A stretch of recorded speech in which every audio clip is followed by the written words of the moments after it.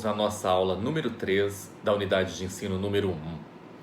Hoje falaremos sobre a história da saúde pública no federalismo brasileiro. Vamos abordar a institucionalização do Sistema Único de Saúde pela Constituição Federal de 1988, a criação da Lei 8080, a Lei do SUS de 1990. Vamos falar sobre os princípios do SUS e também os níveis de atenção à saúde, especialmente a atenção básica à saúde. O primeiro ponto que nós vamos abordar neste momento é compreendermos como a saúde pública vem sendo tratada aí desde da Primeira República até o período atual e entendermos também a evolução institucional e o modus operandi com que a saúde pública vem sendo conduzida ao longo da história. No primeiro momento, na Primeira República, a partir de 1885, já há uma preocupação do Estado com a preservação da vida humana e a proteção à saúde, ainda que de maneira muito incipiente. Em 1885, há a implantação do Instituto Pasteur e com um enfoque na produção de vacinas, como também no estudo de micro-organismos. E esta preocupação se estende ao longo da história do federalismo, especialmente na proteção às epidemias existentes naquele período, como peste bubônica, febre amarela, a crise da varíola, que foi um problema social gigante, e uma grande pandemia vivida por toda a humanidade, a gripe espanhola. Então, foi um período crítico de epidemias e pandemia que levaram à preocupação dos entes estatais a se preocupar com a proteção à saúde humana. Então, um grande enfoque na Primeira República foi tratar de processos epidêmicos, tanto que de 1904 a 1908, com a crise da varíola, a epidemia da varíola, houve a obrigação de vacinação, a vacinação compulsória, que levou a uma revolução social denominada Revolta da Vacina. Então, quando nós pensamos neste processo evolutivo, dois pontos são relevantes. O primeiro, as epidemias, decorrentes especialmente a falta de conhecimento sobre as doenças e, consequentemente, de proteção para evitar o contágio. Este é um movimento que o Estado tinha que se preocupar. Consequentemente, a implantação de instituições que se preocupassem de cuidar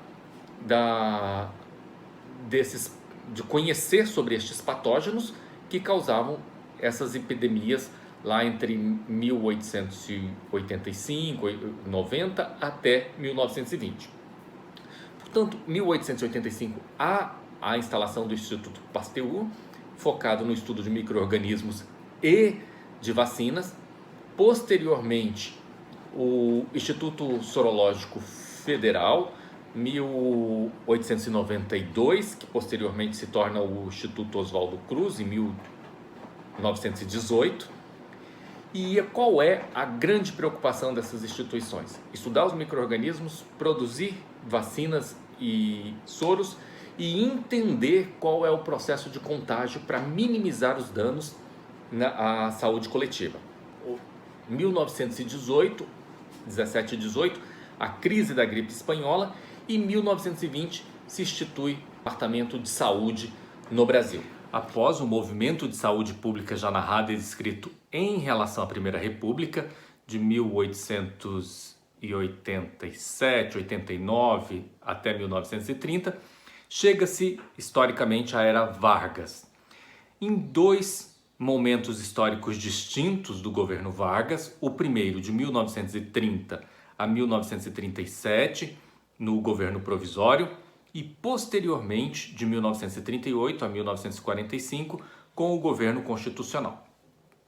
Na primeira fase da Era Vargas, criou-se em 1930 o Ministério da Educação e Saúde, e o enfoque dado à saúde pública era atender às demandas das classes trabalhadoras, principalmente a classe trabalhadora rural, que devido ao grande fluxo migratório decorrente ainda da Primeira Grande Guerra, o Brasil viu sua população ampliada, aumentada, e estes trabalhadores foram alocados, os imigrantes foram em grande parte alocados na atividade agrícola.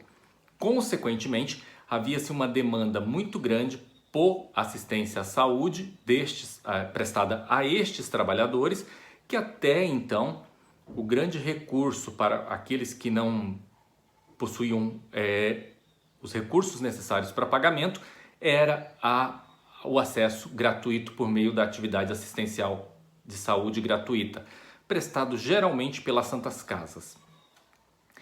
Neste movimento buscou-se amparar, ainda que precariamente, os trabalhadores rurais, dando acesso à saúde, focando-se em ações educativas de higiene e de profilaxia, medidas para se prevenir doenças e promover uma educação higiênica para que as pessoas tivessem maior acesso à informação e os cuidados que levassem à prevenção de patologias que eram comuns naquele período histórico, como já narrado na Primeira República.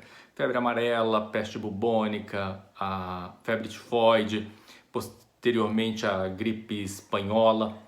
Então, a grande função do Ministério foi levar informação e educação e uma assistência mais focada nos trabalhadores no primeiro momento do governo Vargas.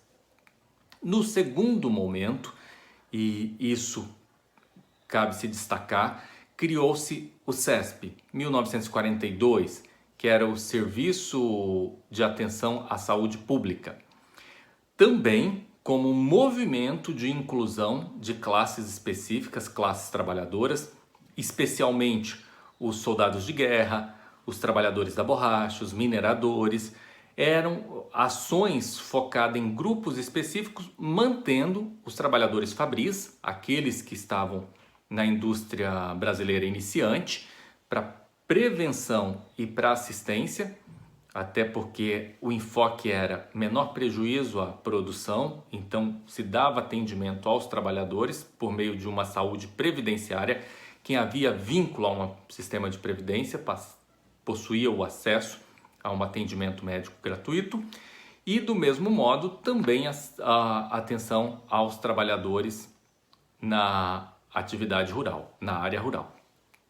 Então, a Era Vargas ela é marcada por um governo focado em saúde pública educativa, um governo que oferta saúde pública direcionada para grupos sociais específicos, especialmente os trabalhadores, e um governo que se preocupa em atender às demandas públicas de saúde voltados para as massas produtivas, tanto na produção agrícola no campo, como na cidade. Quanto ao período de redemocratização, que foi de 1946 a 1964, para a saúde pública foi um período bastante incipiente. E por que isso? Porque houve a manutenção das ações de políticas públicas já desenvolvidas na gestão Vargas, com enfoque nas ações prioritárias aos trabalhadores e a grupos sociais específicos, havendo apenas a ampliação da assistência médica por meio dos institutos de pensão e previdência.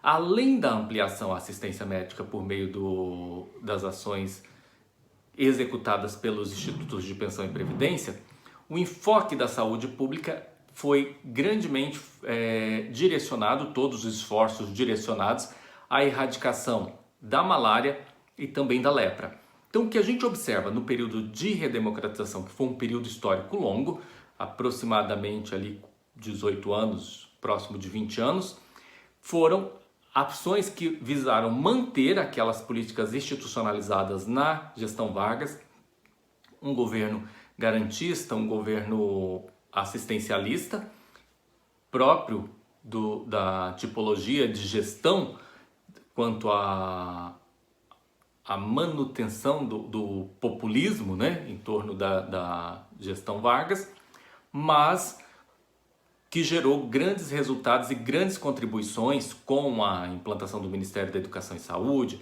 depois com a Secretaria Especial de Saúde Pública. Então houveram a manutenção dessas políticas públicas e uma inserção pequena na área de assistência ao regime militar, que foi de 1964 até 1985.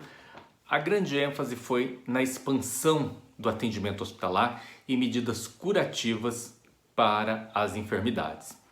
Com a integração dos institutos de aposentadoria e pensão a um único instituto, o INPS,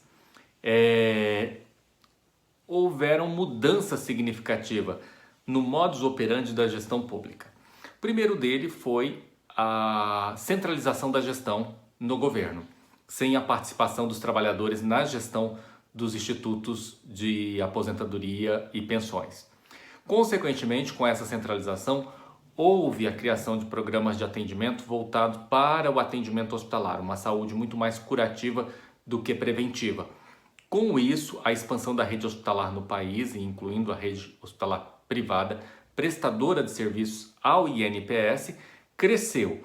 E neste processo de crescimento da rede hospitalar, veio também uma medida implementada paralelamente, com foco em saúde, saneamento e alimentação. E neste período, duas ações concomitantes à expansão hospitalar, que foi o PRONAM, um programa de assistência à educação e saúde alimentar. Então a grande questão era o enfoque à segurança da alimentação, e também associado ao PRONAM.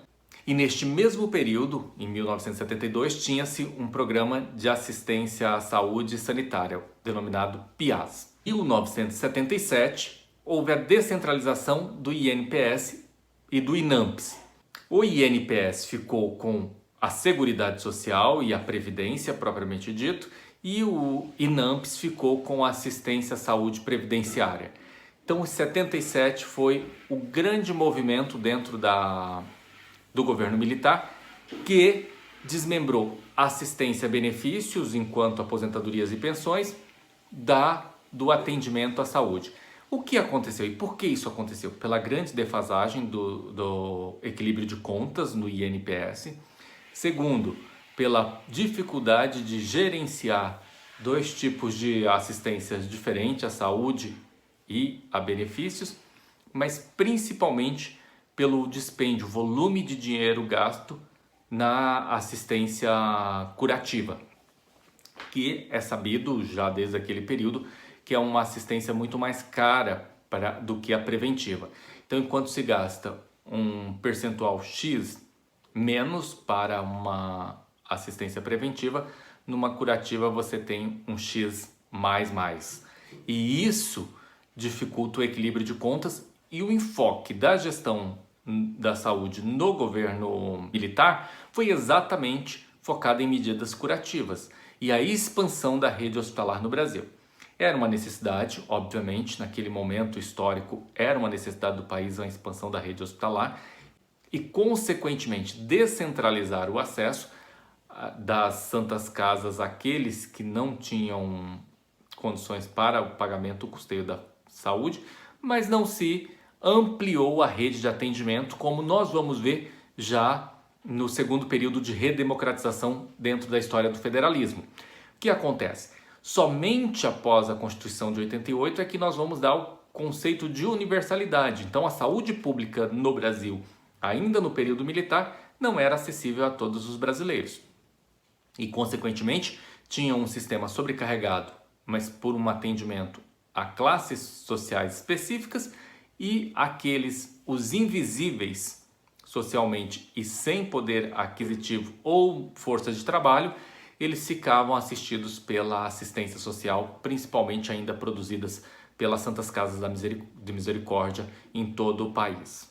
E agora, após conversarmos sobre o governo militar, que foi da década de 60 até a década de 80, vamos falar sobre o Sistema Único de Saúde, que é o atual, e os princípios constitucionais determinados pela Constituição de 1988.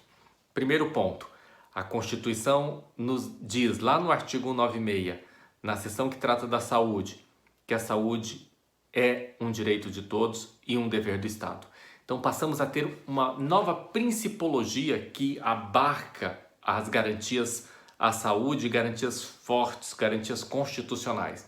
Se até o governo militar nós não tínhamos amplo acesso, a partir da Constituição de 88, todo brasileiro passa a ter acesso. Segundo ponto relevante, ainda abordado no artigo 196, a ação de políticas públicas e econômicas, um equilíbrio entre o financiamento das políticas públicas e políticas públicas direcionadas ao atendimento igualitário. O que era este igualitário? Todos com acesso, políticas de saúde voltadas para a imunização, com programas de imunização, políticas de saúde que tratem de programas de assistência à saúde da mulher, políticas de saúde que abordem políticas de saúde que tratem da saúde do trabalhador, e dentro desses grupos igualitários, equitativamente tratados, porque mulheres e trabalhadores não necessariamente podem demandar das mesmas necessidades, mas que as mulheres trabalhadoras sejam incluídas igualitariamente aos homens, aos programas dedicados aos homens trabalhadores, respeitadas as suas diferenças. Então, isto é um princípio que a Constituição traz e que a Lei 80 de 1990, que também é determinada lá no artigo 197, artigo 197, que trata que o serviço de saúde, a prestação de serviço de saúde, as ações e políticas de saúde serão regulamentadas no termo da lei, que é a lei do SUS, que regulamenta todo o Sistema Único de Saúde. Então aqui, ao mesmo tempo que a gente aborda um princípio igualitário para o acesso e a prestação de serviço, nós temos o princípio equitativo, que é um acesso igualitário de acordo com as necessidades e características individuais dos sujeitos que demanda e que depende da ação do SUS. E mais, o artigo 196 diz a redução, então, essas medidas de políticas públicas e de ações econômicas que, para garantir as políticas públicas, devem necessariamente visar a redução do risco de doença, então é um foco altamente preventivo, que até então no governo militar, não tínhamos o foco preventivo, mas era um foco muito mais curativo, com a expansão dos hospitais. E outros agravos. Então o SUS, e isso nós vamos ver no processo de descentralização, que é o interesse principal na organização do SUS é dar acesso pelas portas básicas, as unidades básicas de saúde, que é a principal porta de acesso, e consequentemente levar a um volume de resolução maior ainda no ciclo básico das doenças ou de modo preventivo, com os grupos educacionais, com as ações de saneamento, de educação e saúde, extremamente relevante e alinhadas à principologia do SUS e à determinação constitucional que diz aqui no artigo 196. Ademais, vamos ver aí na sequência, o acesso universal e igualitário, que nós já abordamos. Então, todas as ações e serviços são de acesso a todos os brasileiros que sejam englobados dentro daquele grupo de disponibilização enquanto ações equitativas. Programa de imunização, como a regulação estabelece parâmetros. Se dentro daquele parâmetro se encaixa uma pessoa, ele tem acesso como qualquer outro brasileiro. Quanto à regulamentação, já foi dito com a Lei 80 de 1990 e que é determinado pelo artigo 197 da Constituição Federal, podendo ser efetivada pelo próprio poder público ou através de terceiros. Então, o sistema de oferta de atendimento à saúde humana pode ser tanto feito pelo próprio Estado como terceirizados para entes, pessoas físicas ou pessoas jurídicas de direito privado. Quanto à ação do Estado, ele deve regulamentar, fiscalizar e controlar todas as ações, ainda que executadas por entes privados. E no artigo 198, trata da organização do SUS. E isso é importante a gente entender para entender a gestão da saúde. O princípio constitucional de organização do SUS diz que necessariamente nós teremos que ter uma gestão descentralizada,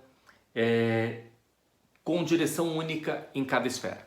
Então, a descentralização diz respeito às esferas de governo, os entes de governo e, consequentemente, as competências, incluindo competências na execução de políticas públicas, mas também competências no financiamento, que aí já é um poder-dever. Devem financiar o serviço público de acordo com determinada necessidade. Então, a descentralização sai do governo federal, irradia para os governos estaduais e do Distrito Federal e os governos municipais de acordo com a competência de cada ente federado. Atendimento integral que aborde o ser humano em todas as suas dimensões e necessidades, incluindo a física, fisiológica, emocional, a alimentar, porque, por exemplo, uma pessoa passando fome, ela não vai ter uma condição de saúde adequada. Então, incluindo os programas de alimentação sanitárias, como, por exemplo, vivendo em condições com baixa qualidade higiênica, isso também impacta diretamente a saúde. Então, se trata da integralidade do cuidado e proteção à saúde, com atividades prioritárias para ações preventivas. Então, veja, já a Constituição de 88 traz um enfoque altamente evidenciado nas ações preventivas. E, por último, no inciso 3º do artigo 198, diz que tudo isso deverá ser feito com a participação da comunidade, onde nós temos aí os conselhos de saúde, o Conselho Nacional de Saúde, o Conselho Estadual de Saúde, o Conselho Municipal de Saúde. Esta é a caracterização do sistema de saúde como nós conhecemos hoje e por determinação da Constituição Federal de 1988. Então, como nós desmembramos isso?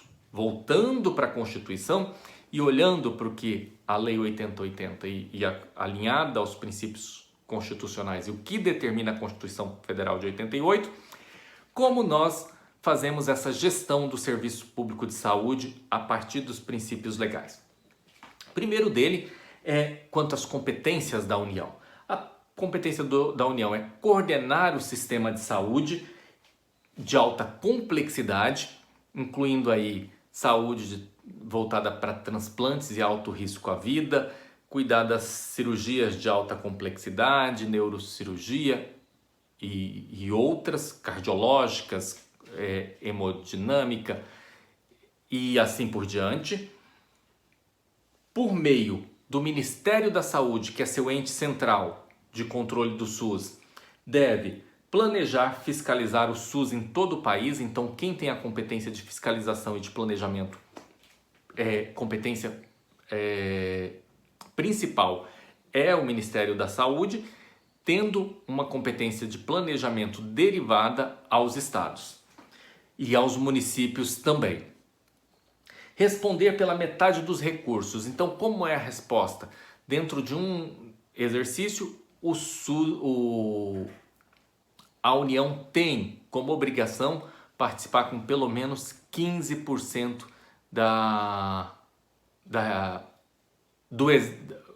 daquele exercício. Então, a União tem a obrigação de participar pelo menos com 15% da arrecadação em um exercício fiscal. Quanto aos estados, identificar estabelecimentos hospitalares de referência e gerenciar os sistemas. Lembrando que pode ser do próprio estado ou ele pode fazer a contratação, a pactuação com o ente particular. E estabelecer uma rede de referência regional. Então, o estado precisa dar apoio à saúde humana por meio de ações setorializadas e regionalizadas. Desse modo, pode e tem o dever de criar políticas de saúde e apoiar a execução de políticas nacionais. Cria-se as suas políticas próprias no estado e apoia aquelas políticas nacionais que irradiam do governo central. aplicar no mínimo 12% dos seus recursos em saúde, recursos próprios, e fazer o repasse aos municípios. Por fim, os municípios, que é a grande porta de entrada de todo o Sistema Único de Saúde, especialmente nas suas unidades primárias de acesso, que são as unidades básicas de saúde, e nós vamos conversar a posteriori sobre isso. Os municípios têm o dever de garantir o sistema de atenção básica à saúde por meio da sua Secretaria de Saúde e as suas unidades básicas de saúde, prestar serviços à localidade, ou seja, o critério de regionalidade é bastante intrínseco à viabilização dos níveis de acesso à saúde, com parceria entre os governos federal e estadual. Então o município ele trabalha como um elemento de conexão entre políticas nacionais e políticas estaduais, viabilizando as políticas municipais de saúde e canalizando os recursos para fazer chegar à população, especialmente por meio da atenção básica à saúde. Também os municípios podem e devem criar as suas políticas de saúde com a aplicação de recursos tanto nacionais, estaduais e dos seus próprios recursos, além de planejar, organizar e controlar, avaliar os laboratórios hemocentros. Então, laboratórios e hemocentros são de responsabilidade do município em torno do planejamento, da organização, do controle e da avaliação. O recurso, quando nós falamos do recurso, vem do governo federal para os laboratórios. Isso é uma competência da União. E aplicar os recursos próprios no mínimo de 15% do União. 15% no mínimo, e que deve ser responsável por 50% dos recursos do SUS, estados 12% e os municípios 15%. Neste processo, nesse sistema, então surgem os princípios doutrinários e os princípios organizativos do SUS. Vocês podem observar que estes princípios que nós vamos falar agora estão vinculados aos princípios constitucionais, então é só um desdobramento. Como princípios doutrinários, e vocês poderão acompanhar nos slides, falando dos princípios doutrinários e organizativos do SUS, agora especificamente dos doutrinários, nós temos o caráter universal do SUS. O princípio é o princípio da universalidade. O que esse princípio significa para nós?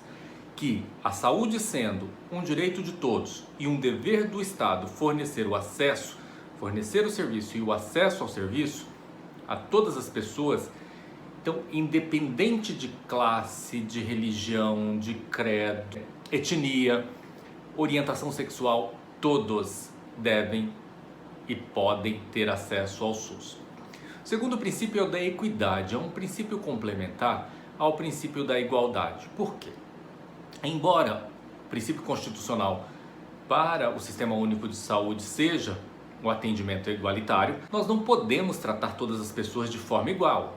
E aqui o entendimento é de que, havendo as diferenças características de grupos, essas pessoas precisam ser e ter as suas necessidades atendidas, como por exemplo, as pessoas com deficiência, a mulher em suas necessidades de saúde específicas, o homem, as crianças e os adolescentes, a Política Nacional de Imunização, por exemplo, a Política Nacional de Saúde da Mulher, os hipertensos, os diabéticos. Estes precisam ser tratados de modos diferentes, porque imagina, se trata o diabético como trata o hipertenso. São condições, embora remeta a patologias crônicas para o longo da vida e que requer acompanhamento, estas pessoas demandam por atenção diferente. O tratamento de um é diferente para o outro grupo. E isso requer políticas públicas específicas. O critério que a equidade abarca como um princípio constitucional derivado, porque a Constituição regula o Sistema Único de Saúde por meio de lei complementar, isso remete ao cumprimento de um princípio de alta relevância de tratamento. Embora a igualdade seja o que esteja expresso na Constituição, dentro da igualdade nós precisamos e devemos tratar as diferenças dos grupos nas suas necessidades específicas. E o terceiro princípio é a integralidade.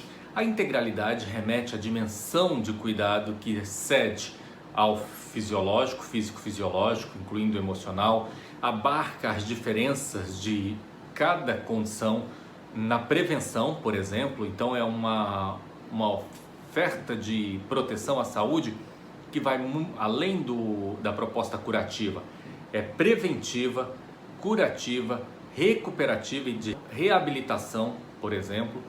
E nisso é olhar para o sujeito que é o portador do direito do acesso à saúde na sua condição mais holística possível. Esta é a palavra mais adequada. Olhar para o ser humano de uma forma holística, para todas as dimensões que compõem o sujeito portador do direito e em suas necessidades. Então, quando nós pensamos nos princípios doutrinários, nós temos o princípio da integralidade, o princípio da equidade e o princípio da universalidade. Quanto aos princípios organizativos do SUS, a hierarquização é o primeiro que nós vamos abordar aqui. A hierarquização diz respeito à organização da complexidade no atendimento. E isso tem uma relação direta com a forma de organização da atenção à saúde. A atenção primária ela é de responsabilidade quase exclusiva aqui dos municípios. Por quê? Porque os municípios é que organizam as unidades básicas de saúde e dão acesso à porta de entrada ao cidadão usuário do serviço de saúde. Então essa hierarquia se compõe a partir da complexidade, que em instâncias de complexidade maiores, embora municípios tenham autonomia também para suas políticas de saúde, mas de forma geral, especialmente em municípios pequenos, a atenção básica é uma competência do município, a atenção secundária, que é de maior complexidade, ao Estado, e terciária e quaternária à União. Então esta é um princípio de hierarquização que funciona como uma organização do acesso a níveis de complexidade no atendimento. Segundo é regionalização. O princípio de regionalização do SUS dá liberdade, maior flexibilidade para a adoção e ao estabelecimento de posturas de condutas dentro da saúde pública, ao abarcar determinadas políticas públicas que são mais relevantes para determinada região e flexibilizar que estados e municípios adotem políticas públicas direcionadas ao atendimento da sua população local. Como, por exemplo, regiões do estado de Minas, que tem alta prevalência de doenças de Chagas. Aquele município pode ter uma política pública direcionada à população que epidemiologicamente está vinculada a esta situação, problema, no âmbito da saúde, e que em outro ou a maior parte dos municípios do Brasil não é relevante, não faz sentido se ter uma política e um programa de acompanhamentos de pacientes com doenças de Chagas, porque em muitos casos não tem municípios que não tenham um paciente com esta patologia. Outros dois princípios que caminham com uma proximidade de vinculação quanto à sua função é a descentralização e o comando único. Comando único é o entendimento de que o SUS está, embora organizado em níveis, ele tem uma central, que é o Conselho Nacional de Saúde e o Ministério da Saúde. A partir dos seus desdobramentos, do controle único, ele passa para um outro ente que também vai possuir um controle único no âmbito da sua competência, que é a Secretaria de Saúde Estadual. E no município, as secretarias municipais de saúde. Isso acontece exatamente para atender o critério de descentralização. Em competências em instâncias diferentes, a autonomia centrada na competência, políticas públicas direcionadas por competência estadual, municipal e federal, primeiramente, e a descentralização entre os entes também vem para atender melhor os critérios já dito anteriormente, o melhor atendimento às características regionais, a maior viabilidade do recurso como um caminho, como um fluxo para chegar o recurso até o usuário, o cidadão, e consequentemente gerar melhor resultado quando há a descentralização. A descentralização ela funciona como um conjunto de raios que atingem a proporções geográficas mais extremas do país, incluindo como uma atividade inclusiva de acesso a toda a população em território nacional. Quanto ao princípio organizativo de participação popular, é por meio dos conselhos de saúde, o Conselho Municipal, o Conselho Estadual, o Conselho Distrital, no caso do Distrito Federal, o Conselho Nacional de Saúde, que a representatividade de toda a comunidade, participação de cidadãos, participação de representantes de categorias profissionais, representantes de instituições de saúde. Então, é o espaço coletivo, democrático, de maior participação na gestão do SUS. E os conselhos de saúde, nós vamos tratar deles como última unidade desta disciplina, mas eles têm relevância preponderante na gestão do SUS, porque são eles que aprovam ou refutam, rejeitam as contas públicas, inclusive as políticas de saúde devem ser aprovadas por meio dos conselhos de saúde. A resolubilidade é um princípio que busca a ampla ação assertiva no processo de acesso e tratamento. Então, que o SUS, nas suas diferentes instâncias e complexidade, possua um caráter resolutivo e de solução de problemas de acordo com a necessidade de cada atendimento, seja em medidas preventivas, medidas curativas e de reabilitação. Qualquer que seja, que haja uma resolução real e concreta com alta eficiência. Quanto ao princípio da complementariedade dos serviços de saúde privados, eles participam contribuindo de acordo com as necessidades do serviço público, de modo a suprir eventuais necessidades do Estado de oferta de serviços e que o próprio ente público não consiga ofertar. Mas para isso existem algumas condições. A primeira delas é a celebração de contratos segundo normas do direito público, ou seja, o interesse público é o que prevalece.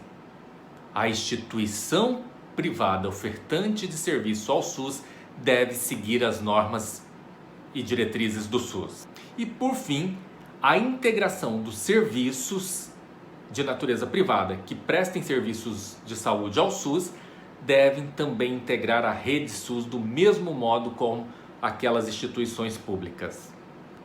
Em síntese, os princípios organizativos do SUS são hierarquização, regionalização, descentralização e comando único, participação popular e resolubilidade e participação do setor privado como uma ação complementar à oferta pública, se necessário, a oferta de serviços públicos de saúde.